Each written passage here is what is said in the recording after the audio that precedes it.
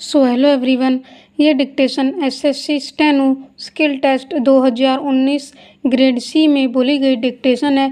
Dictation की speed होगी 100 word पर मिनट। डिक्टेशन स्टार्ट होगी 5 सेकंड बाद। स्टार्ट। माननीय सदस्यगण, भारत में चल रहे आर्थिक संकट के बारे में चर्चा के दौरान मैं कुछ तथ्य पेश कर रहा हूँ। अप्रैल-अगस्त 2008 के दौरान हमारा निर्यात डॉलर के हिसाब से 35% बढ़ा। इस अवधि में प्रत्यक्ष विदेशी निवेश 15 बिलियन अमेरिकी डॉलर रहा। सकल कर राजस्व अपने निर्धारित समय पर था। भारतीय अर्थव्यवस्था की निगरानी के लिए केंद्र डेटाबेस से पता चला कि पूंजी व्यय के लिए एक भारी भरकम धनराशि मौजूद थी। फिर भी हम उस समय भारतीय अर्थव्यवस्था में आने वाली अस्थायी मंदी के लिए तैयार रहे थे। चूँकि अंतर्राष्ट्रीय मंदी उस समय अनिश्चितता के दौर में थी, इसलिए हमारे ऊपर इस मंदी के प्रभाव की गहराई और अवधि का सही आकलन करना कठिन था। कुछ अनुमान इंगित किया गया था कि उस वर्ष में सकल घरेलू उत्पाद की दर घटकर 7% रह गई थी। हमारा प्रयास रहा था कि वित्तीय संकट का नकारात्मक प्रभाव कम हो और विश्व के हालात स्थिर हो जाने पर हमारी अर्थव्यवस्था फिर से 9% की दर से आगे बढ़ी थी। माननीय सदस्यों और भारतीय लोगों से आग्रह किया गया था कि वे भारत की अर्थव्यवस्था के मौलिक स्वरूप में अपना विश्वास रखें। माननीय सदस्यों को याद होगा कि मंदी की प्रत्याशा में फरवरी 2008 को प्रस्तुत बजट में सरकारी व्यय में बढ़ोतरी की थी। व्यय प्रस्तावों की उस समय कुछ हलकों में आलोचना की गई थी, किंतु यह देखकर खुशी हो रही थी कि उस समय इस बात को व्यापक तौर पर स्वीकार किया जाने लगा था कि सरकारी व्यय में वृद्धि करना इस समस्या के समाधान का एक महत्वपूर्ण हिस्सा था।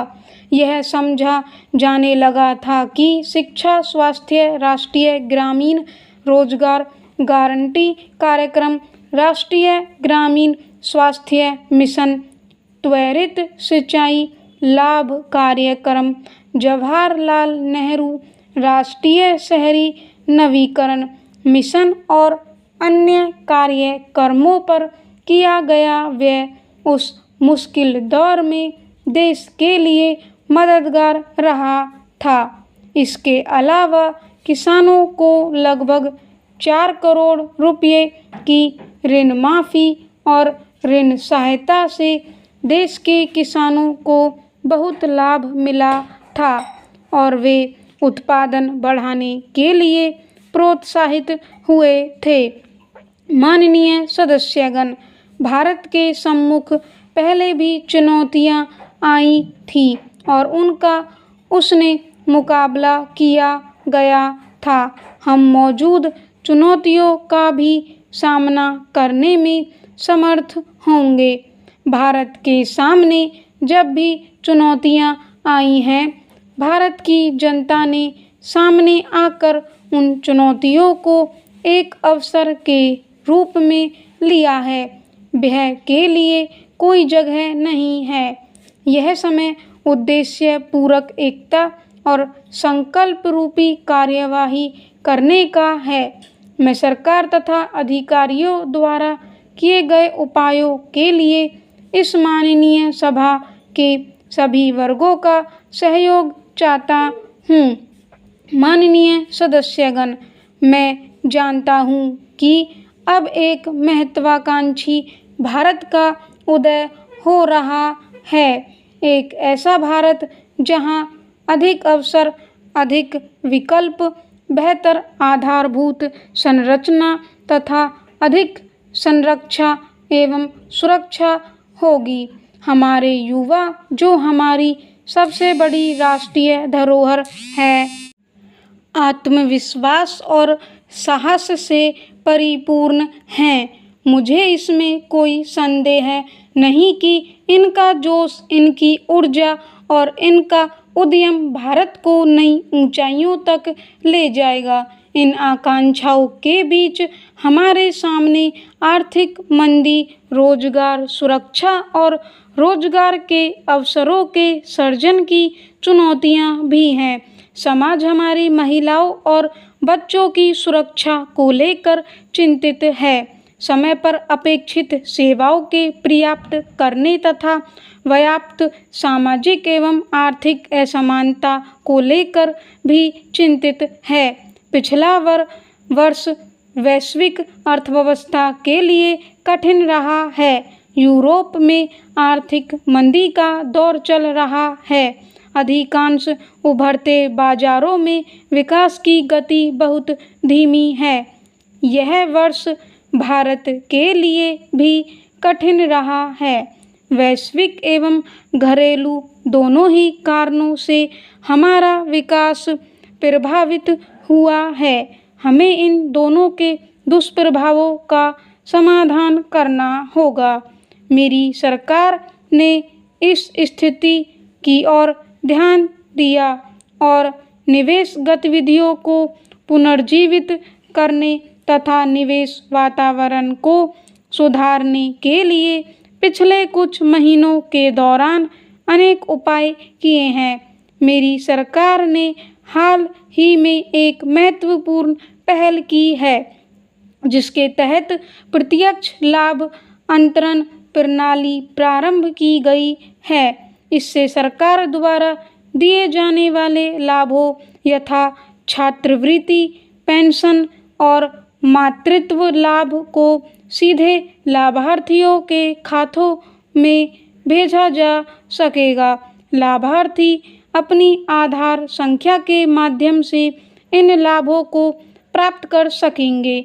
आने वाले समय में प्रत्यक्ष लाभ अंतरण प्रणाली के अंतर्गत मजदूरी तथा खाद्य पदार्थों एवं एलपीजी पर दी जाने वाली सब्सिडी को भी शामिल किया जाएगा।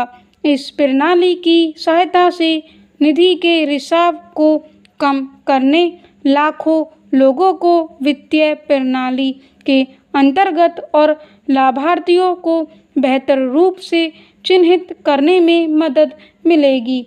यह विशेष रूप से ग्रामीण क्षेत्रों में हमारे निर्धन नागरिकों को लाभ पहुंचाने में आधुनिक प्रौद्योगिकी के उपयोग के क्षेत्र में एक नई दिशा निर्धारक का कार्य करेगी। परंतु प्रत्यक्ष लाभ अंतरण प्रणाली सार्वजनिक सेवाओं का स्थान नहीं लेगी और यह सार्वजनिक वितरण प्रणाली की पूरक होगी। माननीय सदस्यगण, पिछले वर्ष में समाप्त हुई 11वीं पंचवर्षीय योजना में सकल घरेलू उत्पाद की औसत वार्षिक वृद्धि दर 8% थी। इस योजना का उल्लेखनीय पहलू यह रहा कि इसमें पिछले दशक की तुलना में गरीबी में तेजी से कमी के साथ सामाजिक समावेशिता की दिशा में भी प्रगति हुई है। राष्ट्रीय विकास परिषद ने हाल ही में 12वीं पंचवर्षीय योजना का अंगीकार किया है, जिसमें तीव्रतर, अधिक समावेशितापूर्ण और चिरस्थायी विकास पर और अधिक बल दिया गया है। 12वीं योजना में यह माना गया है कि विकास के नतीजे हमें तभी प्राप्त होंगे जब हम कठिन निर्णय ले पाएंगे। इस योजना में केंद्र द्वारा प्रायोजित स्कीमों को समेकित करते हुए इनकी संख्या कम करने और इन्हें अधिक लचीला बनाने का प्रस्ताव है। इससे राज्यों को नए प्रयोग और नई पहल करने के लिए वांछनीय स्वतंत्रता प्राप्त हो सकेगी। हाल में भारतीय अर्थव्यवस्था के विकास की गति धीमी रही है।